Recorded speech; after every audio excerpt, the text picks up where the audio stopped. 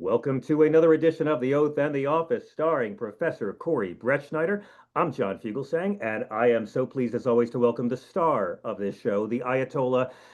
Around Brown University, they call this man the Mac. Professor Corey Brettschneider, constitutional law scholar, professor of political science, author of The Oath and the Office, a guide to the Constitution for future presidents. This is a man who's been warning for years that the Supreme Court is not just misinterpreting the Constitution, they are weaponizing it for authoritarian ends. Professor, welcome. I'm so sorry you're right. It sucks to be right, exactly right. And, we're going to talk today about, of course, the threat to democracy that is Donald Trump, the danger of the presidency, but we're also going to talk a lot about the way that the court has not just enabled this authoritarianism, but how it's really cut down on the power of the judiciary, including the lower courts, in stopping illegal acts. So it's not just that they're sort of standing by and not doing their job, they're actively participating in what I've called the self-coup, not a violent coup, but the destruction of the other branches, the Congress by the president, and now the destruction of the judiciary through the aiding of the Supreme Court itself.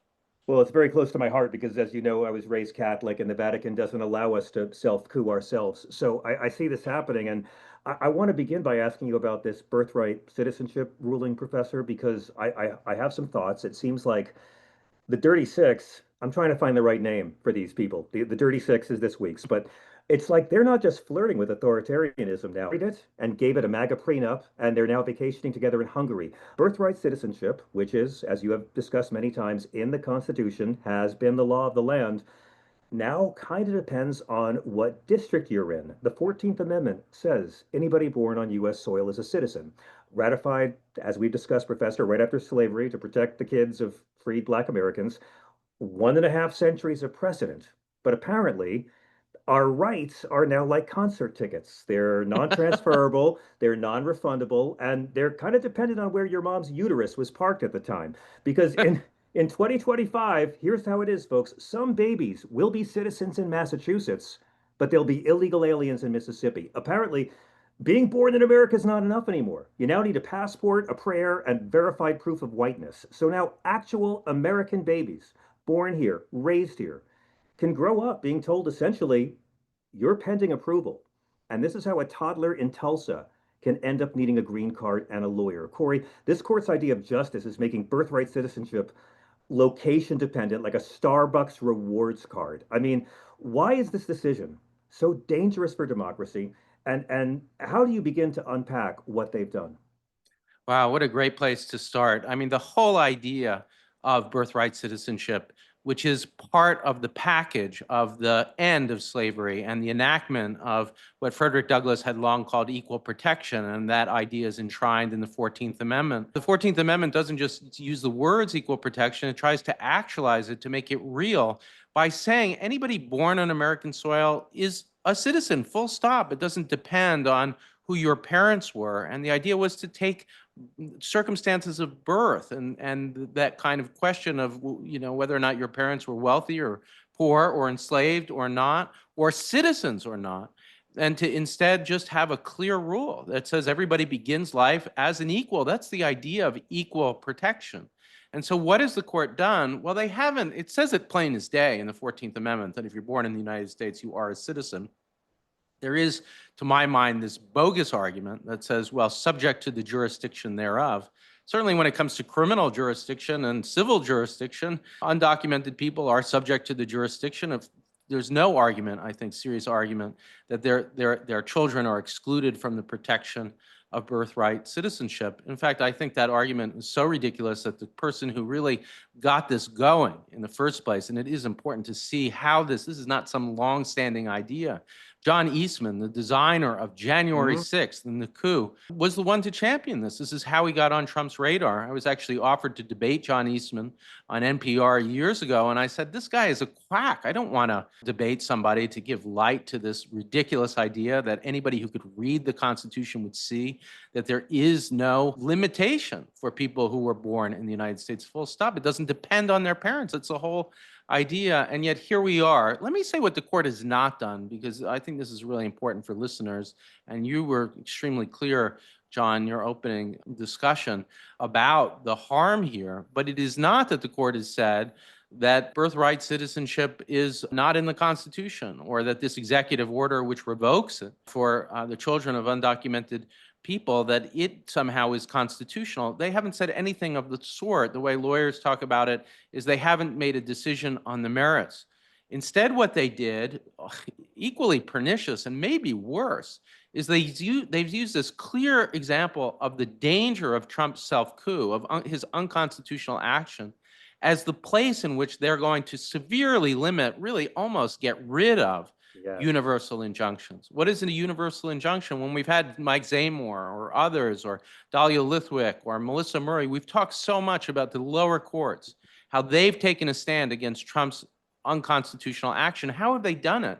They don't just protect the law in regard to the parties before them, they protect it for all Americans. So in the case of birthright citizenship, a lower court said this is an unconstitutional revocation of a right in the Constitution. We're born here, you're a citizen. Yes. And how did they didn't just protect that right to citizenship for immediate parties, they did it in a universal way, meaning for the entire country. And that's exactly what, unfortunately, in a terrible decision the Supreme Court has ripped into. It takes away the power of the courts to say, hey, this is a lawless action. You're not any party, you're the president, and you are impacting the whole country, and that's why we need to protect the whole country. Okay, I just want to say, you turned down debating John Eastman. I didn't know this. I want to hear this whole story. Sorry. I mean, that must happen a lot for you, Corey. They must ask you to come and debate these ne'er-do-wells all the time, right? I get it as a comedian. I've turned down debating some outright Nazis, but you must get those offers all the time. Well, it was an unusual one, and the producers were not happy with me because they said, you know, NPR has two sides, and who do you think you are, basically? That was the view at the time. Much And hipper, much hipper to turn down John Eastman than debate John Eastman. And I have had, you know, people discuss whether or not we should have John do an event, for instance, on birthright citizenship that would have to include John Eastman. And I really don't think so. I think there are some issues that are debatable. There are reasonable people who disagree. There are different ideas of the Constitution. But if you're trying to gaslight America by saying that something that's written exclusively into the Constitution isn't there, that's not something that I want to help with. Right. I'm willing to ridicule it, to criticize it, but this idea that somehow there's a historical or serious legal argument for revoking the rights of babies born to non-citizens, I don't think so. And I didn't then, and I don't now. It doesn't matter that the Supreme Court has, again, they haven't affirmed Eastman's argument or Trump's argument on the merits. They've just used it to eviscerate the power of lower courts. Ironically, in the clearest case, to my mind, in which on the merits Trump has acted illegally. But so they haven't done that. And, you know, yes, there are some things that I'd love to debate, and some things that, no, I'm not looking forward to it. We'll have to discuss people we've declined debates with sometime off the air. So I mean, just for some context. So again, this was the court, you know, recently ruled that, I mean, they ruled that federal judges can no longer issue nationwide injunctions, which is a key tool that's always been used to block illegal presidential actions. The actual case here was about whether these federal judges could do this to block any kind of illegal orders Trump issues before they go into effect.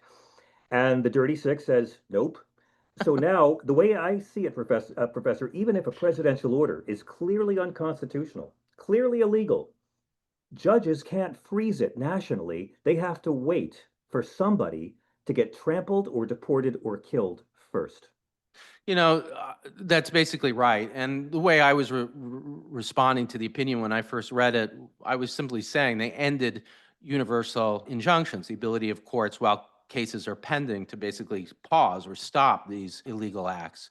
And district courts, individual district courts in the federal system, the trial level courts have had that power for a long-standing time. They did it during the Biden administration, during the Obama administration, during the Bush administration, and now all of a sudden they've decided, hey, we're going to stop this. That's why this looks so partisan. This isn't some new thing that the courts are doing, and they've just chosen this moment to do it. Why did they not do it during Biden? They certainly could have, and there were certainly complaints about these universal injunctions. So that just looks extremely partisan on the, I'll use your phrase, on the part of the Dirty Six. I love it. There is, I would say, though, just to answer your question, still a root beyond just protecting individuals and individual cases. One route, when the case first came down, I phrased it in blunt terms. I said they ended universal injunctions. Now, it's true, and somebody pushed back against me about this. There is a paragraph that Justice Barrett writes where she says, well, in cases where there's irreparable harm, we might allow these universal injunctions. So they leave this little bit. My worry about emphasizing that or saying they didn't really end it is that we're playing into her way of doing things. She tries to make herself look like a moderate as she does something that's so extreme. So in the immunity case, which to my mind, if I had to pick one example of empowering Trump's attack on democracy, it's declaring him essentially above the law. Yes, there are exceptions to that immunity, but really they don't matter when it comes to certainly the January 6th or other cases. He had enough immunity that he was able to escape. So for all intents and purposes, I would say these universal injunctions are gone, but there are other ways that you could, beyond the parties themselves, still fight back. And Mike Zamore and the ACLU and the other litigation groups that have done a heroic job of finding these litigants and fighting in court don't just have to defend their particular litigants. So one big way is a class action lawsuit. Now, it so happens the court has narrowed the possibilities of class actions, but you could still, and I imagine there will be an attempt to do a class action. And so that's one way. I'd say that's the most serious way is class action lawsuits going forward. There's going to be a lot of class action lawsuits, and if he's still alive after 2029, there'll be even more, and we'll see how much that immunity thing gets stretched a bit. You've called this a green light for abuse, Professor. I mean, what happens now when a president issues an illegal executive order, say an order saying you're allowed to run over a protester and you're immune from whatever, and no judge That's not too far from what's happening, yeah. Right, but let's say Trump does this. Yeah. You're allowed to run over anybody who's protesting on behalf of these illegals because they're an invasion, so it's an act of war. And if you run over any of these protesters, or if ICE murders a person, I'm declaring right now that they have a pardon. No judge can block that nationwide. It's got to happen first. Someone's got to die, right? It's a good way to put it. Again, you can try these class actions that might work, it might not. But absent that, because these universal injunctions, which would have been the way of saying, look, this is clearly unconstitutional, as I thought was the case with birthright citizenship, the administration, full stop, can't implement it until the court is opined. Now we're reversing that. It's that the illegal order, even if it's illegal, in the end, remains in place until the Supreme Court decides. And the Supreme Court, just to be clear, can still strike down these executive orders and say they're at odds with the Constitution. And I think they will ultimately do that, even in the birthright citizenship case. And they would certainly in the case of an executive order that says you can kill protesters. But what happens in the meantime? Well, there's going to be a lot of illegal action. So let's take it, the actual case, one of the ones that we talk about all the time, which is the Venezuelan deportations to the Gulag in El Salvador, to Sudan. Let's imagine that the administration continues with this process and starts to engage in deportations to a third country. You could imagine in the past, a universal injunction would have been the way to stop it. But going forward, we might have to allow it. Now, what if they're in, say, Sudan? The administration, and then the Supreme Court says, well, that's unconstitutional. We know firsthand what the administration, Trump, is going to say. Too late. And so once these rights have been violated, I think it's after the fact. Maybe there can be damages, but stopping injustice in its tracks, stopping illegal action, that's what these universal injunctions were for. That's right. Now, Barrett does have this paragraph that says, well, maybe in some cases we can keep these things going, but the litigators that I talk to, really great litigators, don't think so. They think it's dead. This is like the evil bastard cousin of the presidential immunity ruling, isn't it? They're just finding more ways for this guy to be a king and not have laws or checks or balances apply to him. That's where it's at. I mean, look, I think we can pull back a little and talk about the meaning of democracy. Like in a democracy, we don't just have a dictator, we have laws. And supposedly no person is above the law, not even a president. Okay, how do you stop illegal presidential action? We have courts. And what if the court's idea is supposed to be able to stop the abuse of power, illegal action, period. But if you can only stop it, and this was your opening monologue, really got at this, if they're just stopping it for one person, then it's arbitrary who's getting protected and who's not. It depends, Yeah. as you said brilliantly, actually. I love that opening. Where you happen to be, where you happen to find yourself, the luck of birth. Exactly, ironically, the opposite of the protection that birthright citizenship is supposed to give us. Again, they essentially say that if Trump signs an executive order saying, Muslims can't have Tuesdays, then judges have to shrug it off and do nothing until a Muslim is actually detained by calendar police. Like you're not this is the Supreme Court saying you're not protected from abuse. You just get to be the test subject who has to be abused first, right? Like Yeah, if yeah, I the think you're executive getting at order, the core. it's I'm so glad we're getting down to this because it really is an evisceration of the power of law, of the power of courts, and the power really that has been working. And I'm sorry because when I'm saying bring the hope, so often I've looked to these universal injunctions and these lower court judges, yeah. by the way, some of whom are Democratic appointees, Biden appointees or Obama, but Judge Boasberg is not. Many of them are not. They're appointees of Bush or even Trump in many cases, because Mm-hmm. it's if you want to defend the rule of law, then you're using these universal injunctions to stop illegal action. To go back to Trump 1.0 in the travel ban case, sometimes the effect hasn't been that ultimately the executive order has been found to be unconstitutional, but the back and forth matters. It's a way of slowing it down and changing it. So if you remember in the travel ban case, he was so blunt in the beginning of saying this is a Muslim ban. This is a complete and total shutdown of Muslim immigration into the United States. The first iteration of the travel ban allowed for Christian refugees, but essentially limited or even banned Muslim refugees from Syria. So, that was just so blatantly unconstitutional. The lower court stopped it. There was a universal injunction. He changed it. Now, I'm not defending the court. The Supreme Court ultimately upheld the third travel ban, which to my mind was still deeply unconstitutional. But it did give the courts a way of engaging in a dialogue with the president, forcing his hand, but getting him to back off his more vicious proposals. That's gone now. Now, all Yeah. they're saying is one day we might say to you that you acted illegally. But in the Okay, meantime, carry on. okay, so That's what's horrible about it. so then some would argue that this could benefit future Democratic presidents who would now be unshackled from right-wing injunctions. And how do you respond to that logic? Is that a fair trade or is that a constitutional trap?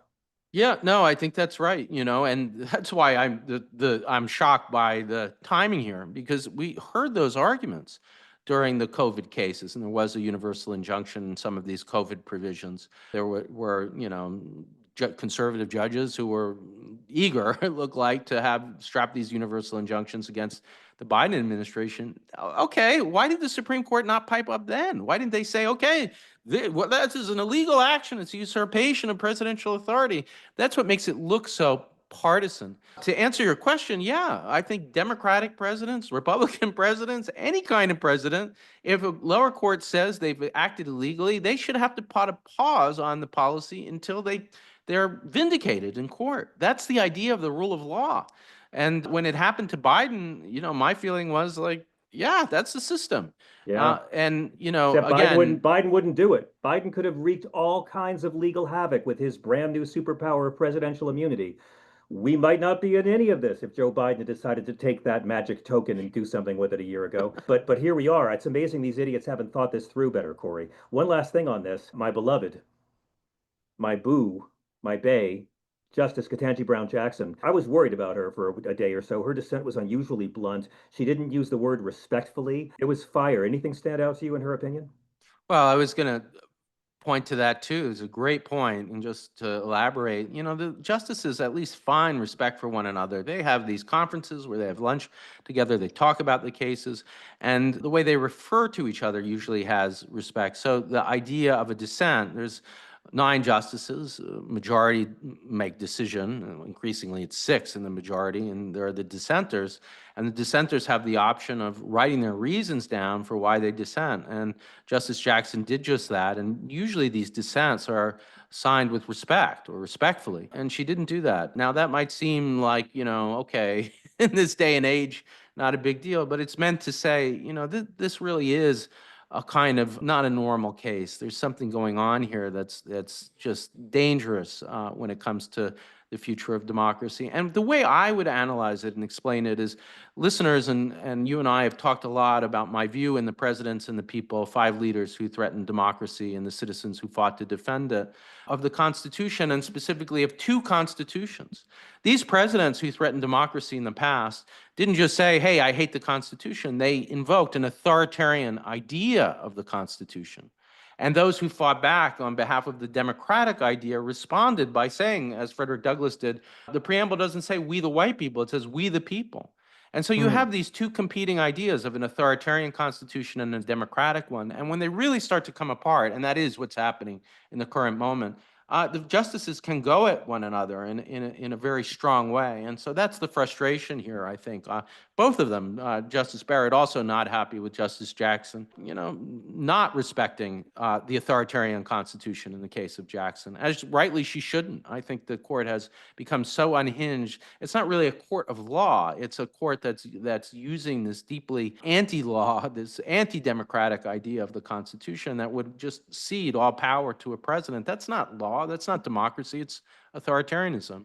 Yeah, and it's not checks and balances either. It's checks for the judiciary and an unbalanced Trump. I mean, if a guy can violate the Constitution and the court says, well, no one's sued yet, then justice isn't blind. She's been chloroformed and chained up in a Mar-a-Lago basement, which is where Eric sleeps, by the way. Okay, we got to take a break, Corey, or I'm going to go to podcast jail. When we come back, I would love to talk to you a bit about the budget bill and how they decided that the ICE Gestapo needs more billions and billions of our tax dollars for scam reasons. We'll be right back. This is The Oath in the Office. Welcome back to The Oath in the Office with Professor Corey Brettschneider. I'm John Fugelsang. Corey, I need to talk about this budget that just passed, which I'm calling the Donor Hand Job Act of 2025.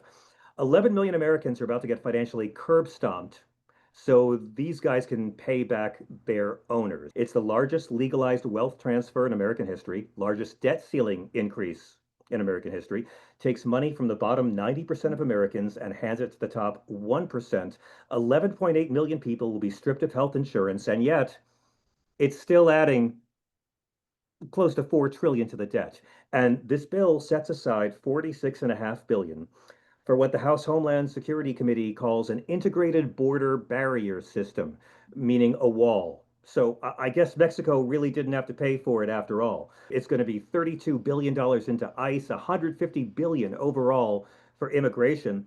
The number of dollars allocated to punish white employers who do all the hiring and put up the help wanted sign at our border, 0. And they will not be taking down the help wanted sign at our border. That's how we know it's all a scam. But what is your reaction, Professor, to a bill that guts the social safety net while dumping 32 billion into ICE and militarized enforcements in our streets? Well, we have so little of a safety net in the United States, and what little we have, this is going to decimate when it comes to healthcare and other basic provisions. And we're right to focus on it. And of course, at the same time, given the irresponsible fiscal policy, the tax cuts, this is going to add to the deficit. So the idea of Doge, and that's why Musk, of course, is so up in arms, that we were really, about libertarian efficiency, it's just not true at all. But at the same time that there are cuts, and that's what people are focused on, I was on CNN this afternoon talking about this idea that it's not just the cuts that we need to focus on, it's also the buildup of the government in the worst possible way. And so that statistic that you gave about ICE, which we're watching, of course, video after video of mass people kidnapping individuals, throwing them into vans, refusing to identify themselves, in at least a couple of cases, arresting or handcuffing staff members, or even a candidate for mayor in the case of Brad Lander. This is a lawless group acting in a way that's completely unhinged at the urging, really, of the irresponsible, dangerous, not just director of ICE, but also the head of Homeland Security, somebody who's loves to take photo ops, evidently, in front of human rights in prisons. So the idea, that's what I'm focused on, as much as I'm concerned about the cuts, but the building up of the police state is so dangerous, because once it gets going, once you create this national police force, and we haven't, as much as there have been past threats to democracy, this is unique. We haven't had a national police force of this kind willing to act this lawlessly. We've had the FBI, but this is going to be bigger.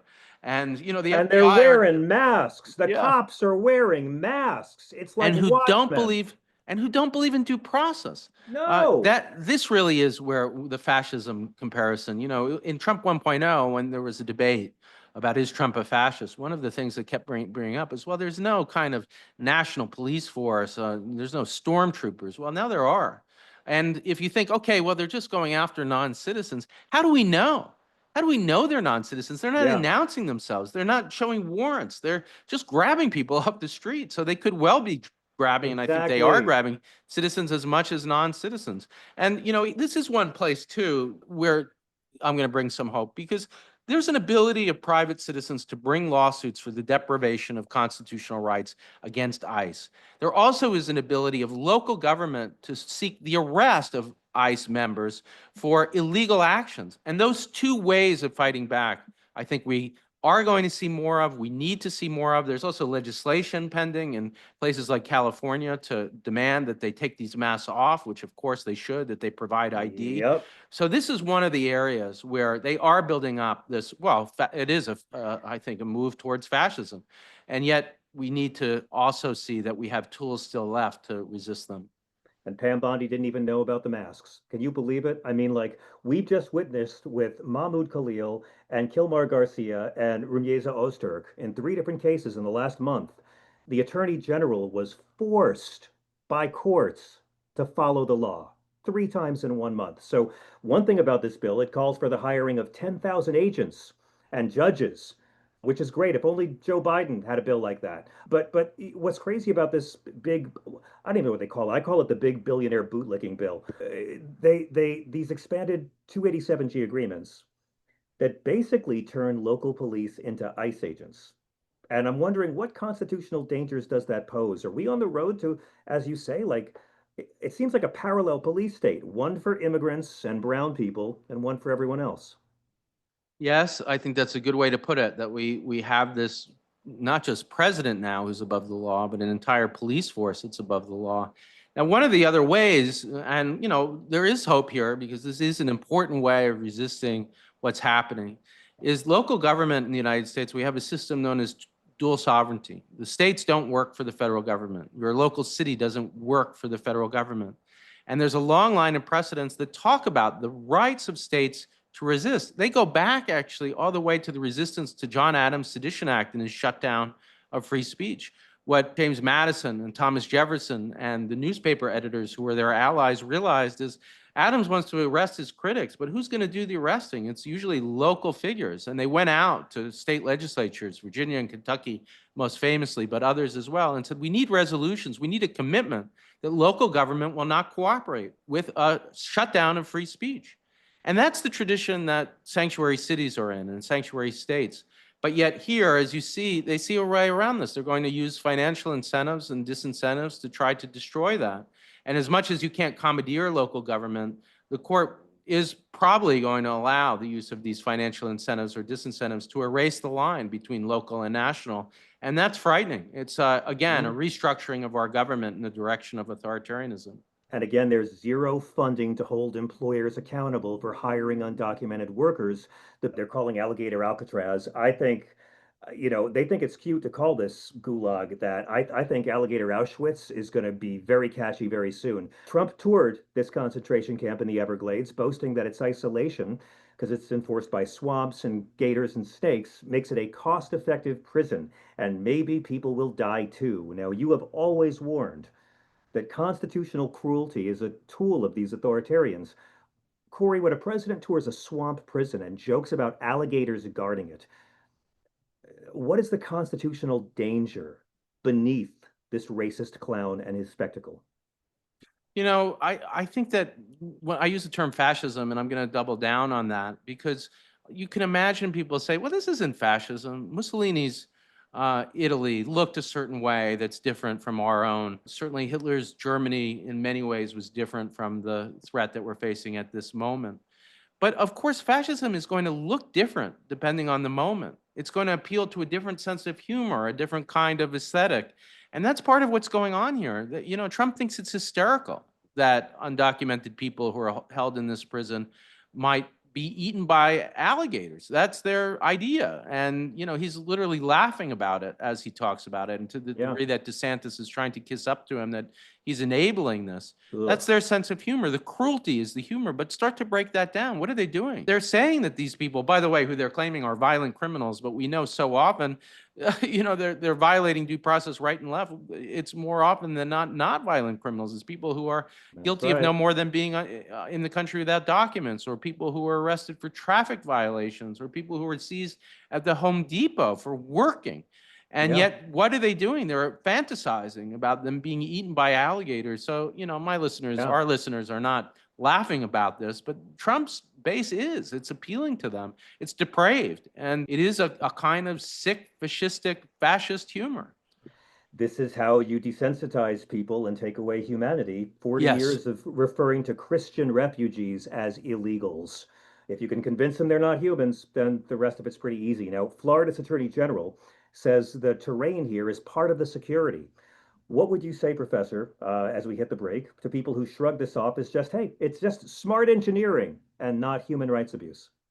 Look, they're fantasizing about this instant in which an undocumented person, the conditions are so brutal that they try to escape. And they're mocking the idea at the same time as fantasizing about it, of them being eaten alive. And now, why would you say that about somebody? It's because you are trying to, you said it exactly right, to take away their humanity. Jews in Nazi Germany, of course, were compared to rodents, and there was a whole propaganda network that tried to get that association of animals. And so alligators eating humans, I think, is getting pretty close to that. So it is a horrific dehumanization. Let's not forget, too, why they're detaining people. In Louisiana, you heard from the ACLU that Mahmoud Khalil was there explicitly because of his beliefs, because he engaged in a protest, regardless of whether or not you agree with him. That's not the question. It was just his speech. But, I'm always looking for the hope. In this episode, it's hard to find it because with so much of what we're talking about, the stripping of these universal injunctions, this is not a great week for the resistance. But yet it is also the week that we see Mahmoud Khalil freed, because a judge realized that as much as he was flirting with the idea of holding him there for supposed mistakes on documentation, that really when it came down to it, it was his free speech that was being punished. And so the Constitution, the democratic understanding of the Constitution, is under attack, but it's not yet destroyed. Absolutely. We have to hit one more break. When we come back, I want to touch on the Supreme Court one last time. They are telling allegedly religious parents it's fine for your kids to learn about homophobia, but don't let them learn about being nice to them gays. Back in just a moment on The Oath and the Office. Welcome back to The Oath and the Office. I'm John Fugelsang, along with Professor Corey Brettschneider. Corey, one of the other big Supreme Court stories at the end of the term was that they ruled that public schools must allow parents with religious objections to withdraw their kids from class where LGBTQ themes are discussed. Yet religious parents are now having the right to veto storybooks. 6 judges decided that a picture of a penguin with 2 dads could be a constitutional crisis, so you can now opt your kid out of forced empathy. And science classes next. Corey, nothing says religious freedom like demanding everybody else's kid be as sheltered and confused as yours.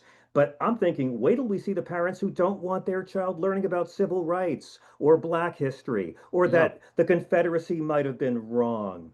What is the actual constitutional logic used by the court here? And how does it compare to their earlier rulings on things like educational content from evolution or even integration? That is not a far-fetched idea. And in fact, when the 1964 Civil Rights Act was passed, there were individuals who said, well, what if my business is religious and I have a religious objection to participating in allowing Black Americans to come into my business? And I don't believe in that. And rightly, those challenges never went anywhere. They were really rejected. There's a long line of really not allowing opt-outs of civil rights legislation. Now things are starting to change. This is a civil rights issue. I want to just break down one of the stories so that listeners can see what we're talking about. There's an elementary school that has a book, and the book is about a young girl, elementary school age, whose uncle is getting married. It's a gay marriage, and she's very close to the uncle. And in the story, she's worried that she's not going to be as close to him because he's getting married.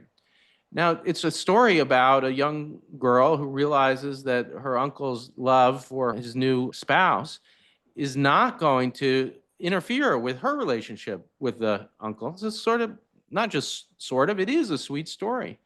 And yet, now, so what's the objection to that? It's that religious groups say things like, well, what she's objecting to is the idea of gay marriage, which is not part of the story. That's how they're trying to tell the story, that she's really morally opposed to gay marriage. And she has a right, a religious freedom right to be opposed. And we have a right under the free exercise of the Constitution, the clause that guarantees free exercise of religion, to pull our kids out of class.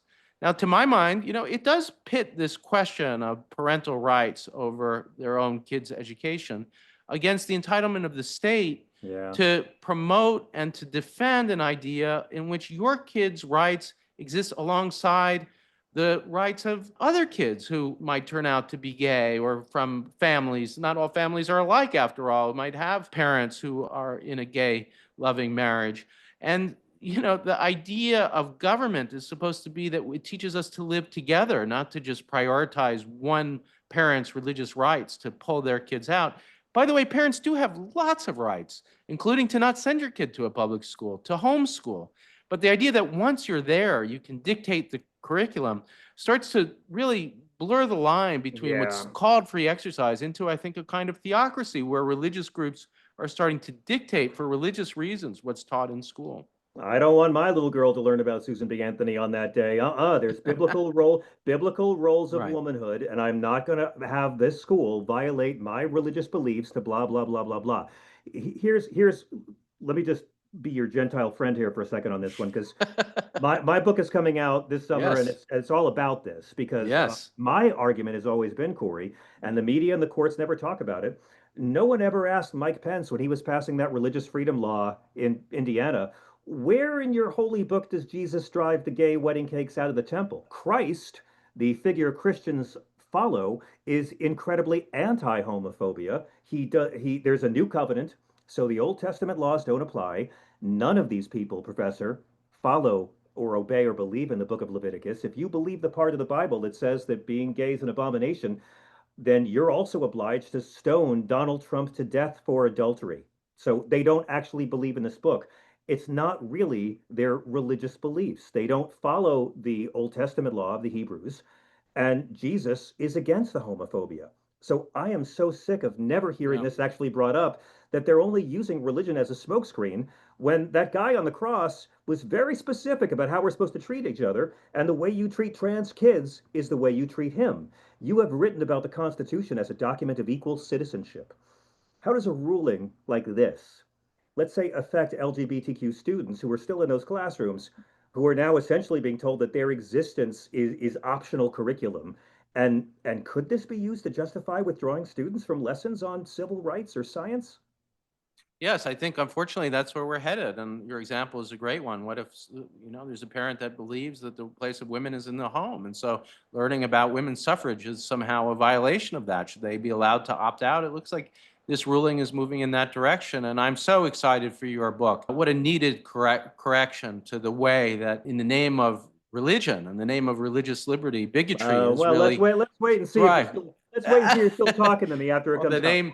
The name alone, as listeners know, the separation of church and hate is, just a way of getting at what we need. And to go to your point, the meaning of the Constitution, there are two religion clauses, and the one that we see bolstered by this Supreme Court and abused, the free exercise clause, is really displacing the other clause, which to the framers was even more important, the anti-establishment clause. We don't have an official religion, and we don't have, under the First Amendment, laws that relate to or respect the establishment of religion. And that came from a fear of theocracy. We talked about Touro Synagogue and Moses Sextus and those who really urged Washington and Jefferson to declare that we would have no official religion and that all religions would be equal, out of fear, actually, of the Inquisition. One generation ago, the Inquisition was operating in places like Cartagena. So we've lost that idea by allowing the notion of free exercise to entitle frankly, often Christians and Catholics in particular, to commandeer evangelicals, I should say, not all, to your point, to commandeer our public institutions, our schools, in the Hobby Lobby case, private companies to deny healthcare, birth control to employees. And that isn't it's the opposite of what our Constitution was supposed to do, which was to allow all religions to thrive under a banner of equality. That's right. Our official religion is all and or none. Nationalists sit down. Also, control and domination is the opposite of what Jesus talked about. These people aren't really Christians. Their claims of religious piety are fraud. Okay, Professor, taking all this in, everything we've discussed today, you have warned many times the courts are being used as a weapon to dismantle the very system the courts are meant to protect. With all these rulings we're seeing, and with this racist game show clown actively running on a revenge agenda, what tools remain for defenders of constitutional democracy? Well, the ACLU and the other litigation groups that are out there, Protect Democracy, and there are a number of them, are going to keep fighting. And partly it will be the hard slog of finding litigants and defending them in the hope that ultimately the Supreme Court will vindicate their rights. There'll be these class actions, those still are away. But we have to get real. The real hope for the recovery of democracy has never been with courts. I've talked about Samuel Chase, who not only backed Adams up as he shut down the opposition party, but sat on the trial of newspaper editors who dared criticize him and wouldn't even allow them to raise the issue of free speech, who lobbied for the Sedition Act and the shutdown of the opposition, who was a partisan Federalist, much the way that the Dirty Six are partisan Republicans. I got you saying it. I got you saying it, Professor. The class clown wins. Absolutely. And yet, that's not the way that things turned out. We did have a right to dissent because in the end, through elections, and we have the midterms coming up, we have hopefully a presidential election, which we have to ensure happen, we were able to reverse course. This damage is so great, though, at this time. It's not just a one-off that we can brush aside if Trump, we get rid of him, as I think we will eventually. We have to start to think about the even more ambitious idea of recovering a democratic constitution, recovering a right to dissent, recovering, to go to all of our themes, the idea of equal protection, and to not make it a white rights document the way this court has tried, or a theocracy document, but really to mean that idea of equality, equal protection, and resisting the idea of an official church or theocracy. Those are ideas that are badly, badly damaged. But part of my hope is that we've seen this damage before. We've come back, and I really do believe we'll do it again. These judges have handed Donald Trump a flamethrower, and they've told the rest of us to file a grievance in triplicate. Corey, I feel like we're watching the law be bludgeoned to death with a Trump Bible. What is the best way for our intrepid listeners to follow you, Professor, and keep up with your work all week long? Well, certainly I am so grateful to our loyal listeners. We increase our listenership every week. You're spreading the word. You're reviewing, and keep reviewing on Apple or Spotify or wherever you get your podcasts. And of course, if you haven't, push that subscribe button, and then we'll be with you every week as we together weather this storm of the attack on democracy, and talk also about the hope of citizenship and recovery of the ideas of democracy. You can also find video episodes on YouTube if you want to check those out, including our past episodes with our great guests. Join us every week here on The Oath in the Office. What a pleasure to be doing this with you, John. And as dire as it is this week, I still am heartened by our conversation, calling it out, being honest, but also not abandoning hope. Amen. I'm John Fugelsang. Thank you, Professor. Thank you to Beowulf and Wendy and everyone who puts the show together. Thank you all for listening. You can hear me every night on SiriusXM Progress. If you don't have SiriusXM, the John Fugelsang podcast is the highlights of last night's show, and that's free every day. My book is called Separation of Church and Hate, coming out August 19th, but on sale now. Thank you, guys, for joining us on The Oath and the Office. And a reminder, the Supreme Court wants you to know you can file a complaint when your civil rights grow back. Thank you all so much.